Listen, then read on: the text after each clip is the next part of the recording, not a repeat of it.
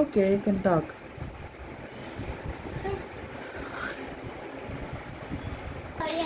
ఉన్నా కదా అప్పుడు ఏబిసిడి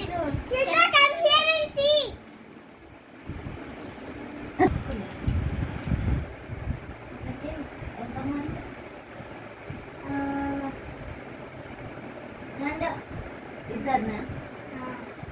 ఇద్దరు నేను కూడా కొన్నిసార్లు వచ్చింది. అన్ని సబ్జెక్టులో మంచిగా ఎగ్జామ్స్ ఎగ్జామ్స్ కూడా పాస్ అయినా. హిందీలో పోయిందా?